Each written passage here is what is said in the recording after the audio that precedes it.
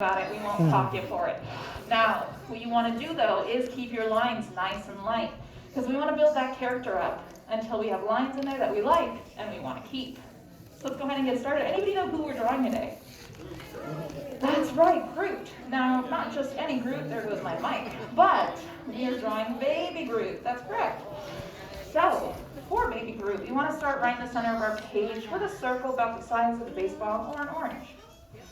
Now Groot's got a big head, so you got to remember to keep a little bit of space up at the top and down below, up at the bottom. So I'm going to go around. You know what? I'll give you a quick hint. If you lock your wrist, lock your elbow, and use that whole shoulder to draw these circles, you'll get more consistent circles in there that you might like at the very end. But hey, don't worry if your circles don't come out the best. This isn't his final form. We are going to build off of this circle here. What we want to do, once you have a circle in there that you like, what I'm going to do is I'm going to divide it from top to bottom with a straight line right through the center.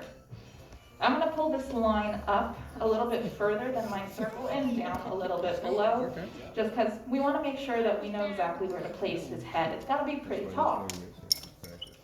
Now with that center line drawn, I'm going to draw another one.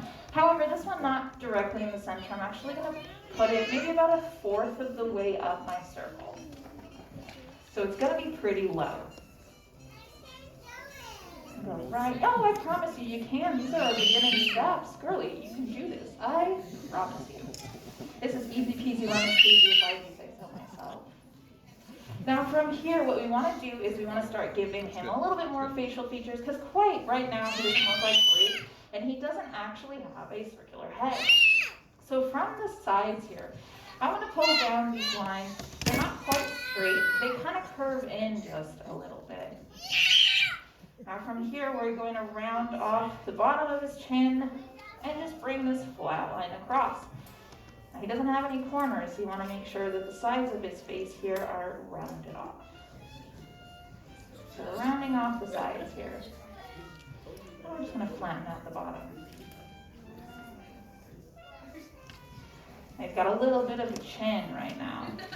He definitely doesn't have that like baby pudge. So from here, what we're going to do is we're going to build him up towards the top, just to give him a little bit more shape.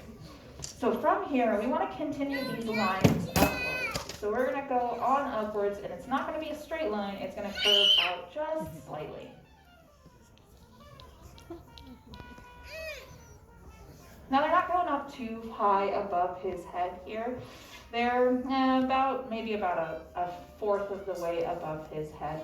So if you really want to be mathematical about it, it's going to be about this big. Now from here, what we're going to do is we're going to close off the top of his head. I want to bring the left side of his head up and past that center dividing line here, just slightly. And then I'll connect it to the right side of his head. So we've got like a little point at the top.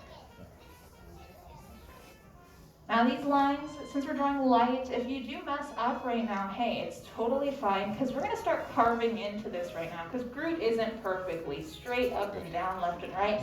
He's organic. He is a tree. So he's got a lot of grooves and bumps and lumps. So it's totally fine if he's not super like straight and smooth because that's not what you're going for. It's not what you want yet. Now from here, I'm going to add one last thing, and that is his neck. Since he is a little baby, he's got a little baby neck. So you're going to keep it nice and like thin. So we're going to keep these lines super close to each other. And then I'll round it off at the bottom here. Now we have a general shape in there for his head. So I'm going to go ahead and start adding in facial features. So from here, the first thing I'm going to work on, since he doesn't quite have a nose, is his eyes. And his eyes sit right below that horizontal line here, and they're pretty big, so they take up a lot of that space in there. So we've got these two U curves right here, right underneath that horizontal line. Now with those U curves in place here, you want to just create this gumdrop looking shape. So right above those little U curves, I'm just going to add a really tall rainbow. His eyes are pretty big when he's little, so you want to make sure that they're really big inside of his head. They take up about 1/3 of that original circle. if you really want to be mathematical about it. So we have these really tall rainbows right in the center here. And then for Groot, he does have some highlights in his eyes. So to create those little highlights, I'm going to go to the tops of his eyes and I'm going to add these pretty big circles. Now you want, for highlights, you want to make sure that you start off bigger. And if you accidentally color in them a little bit, you can always go smaller.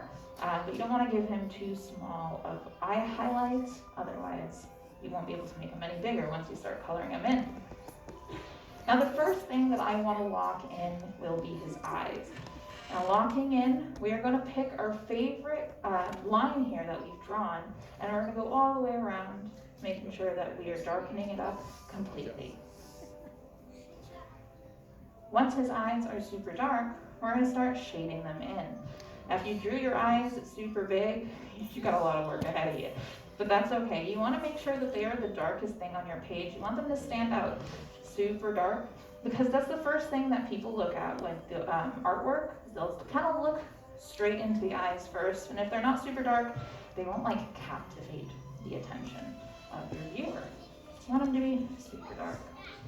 So I'm going to go back in now, and I'm going to lock in and color in his eyes here. Now, does anybody know who the voice actor for Baby Groot was? Or Groot in general, actually. Vin Diesel, that is correct. Did you know, though, he did say in this film, I am Groot, over 1,000 times. Not only did he say it in English, he said it in 15 different languages. It's a lot of talking. I didn't know that, he had so much dialogue in the film, but 15 different languages and over 1,000 times. Not only that, but Vin Diesel actually had a very detailed script beside him that told him exactly what Groot meant and what he was saying every single time. So only person that knows exactly what Groot says, unless you do speak Flora Colossus, I believe his species is. I don't know if that's what the language is as well, but I believe he's a Flora Colossus. If you speak it, then you probably know exactly what he's saying. But it's really only Vin Diesel and the director who knows exactly what he means every single time. I made my eyes big. Now with his eyes all shaded in there, we're going to go ahead and add in some more features. So right underneath his eyes, I'm going to add in his smile. And his smile is sitting right on this vertical line here, but it's also sitting right on the smile. So what you really want to do is just add a really big U-curve. It's going to pass through the smile, sits maybe a little bit underneath it, and right in the center here of our Groot. That's pretty cute. But we can do better. We can make him look a lot cuter. Right above his eyes, I'm going to add in like these little eyelids that he has, and they just follow that same curve of his eyes. Now this, in art terms, we say it's called following the studied line. You're just recreating a line that you've already created above, below, beside. In this case, it's above. We're just following our studied line. Now from here, we can add in his eyebrows. And his eyebrows aren't quite fluffy like yours or mine. They're also not made of like leaves. They're actually just like little bits of like his bark, and it's just a little bit more like torn up. So right above those little eyelids that we created, what we want to do is you want to follow that same curve, and this time you're going to do it very lightly. You're going to add another little rainbow right above. Now in that rainbow here, you can be as artistic as you'd like. With organic shapes, you kind of just let your hand do the movement, let your hand go whichever way it wants to. I'm going to add some bumps and lumps in there, some grooves, and you can add whichever you like. You don't have to follow along with me precisely. So I'm just going to go ahead and add some lines in there. Kind of looks like a skyscraper a little bit. So if you're like, you know how to draw skyscrapers, kind of similar. I'm going to just add some organic shapes in there. Now with those shapes in place, I'm going to add some line work to the inside of his eyebrows. And that is just some more like lightning bolt shapes or organic lines. They just kind of come all the way down. And it's going to give you that bark effect. And go on both sides here. And if you got that down, you're doing pretty much the same thing for the top of his head as well. For the top, we're just going to go ahead and lock in his head shape, except for this little triangle we have at the top. Just gonna lock in his chin and the sides of his head. I'm picking my favorite line, going all the way down.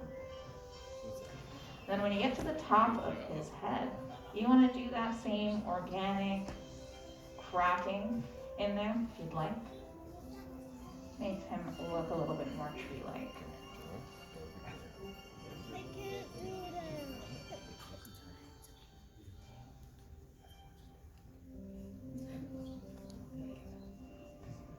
Now with those cracks in place, what you want to do is add a little bit of dimension here to his head. So we're going to pull some lines from these little edges.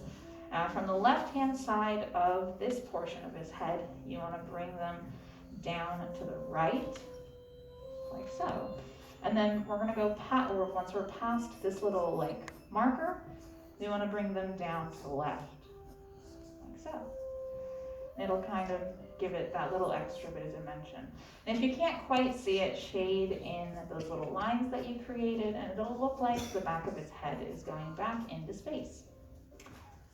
Now from here, you want to do the same thing that we did with the eyebrows. You can keep the lines up at the top of his head dark, but as you go further down his head, you want to add some more line work as well there, just to make him look a little bit more tree-like. You want to keep those lines light, otherwise he'll look kind of scary. Add some underneath his eyes as well. Not too many. But from here, you're pretty much most of the way done with your baby Groot. Just be sure to lock in the base of his neck here, and then we're going to add some more line work just right down here at the bottom, just to keep that organic look alive. And with that in place, you've pretty much completed your very own portrait of baby Groot. Now the most important thing to do is to sign your work. So find a big open space next to your drawing and sign your name nice and fast so we know who's baby Groot this monster. Now if you'd like, you can also add in some extra credit. He does have some little leaves that stick out of his head here. You can add like a little flyaway if you're feeling it. But if you're not, you've completed your very own drawing. So how'd we do? It was really simple, right? Yeah, easy peasy lemon squeezy, just like I said earlier. So I'll give you guys a couple extra seconds to lock in some lines, shade anything in, and I'd like to see your baby Groots as well. So I'll give you to the count of 3, and once we hit 3, we'll all flip our boards. We're going to do a little art show. That's totally fun. I mean, it is a lot wrong company, but if you just pretend that it doesn't look like SpongeBob, then you're fine. All right.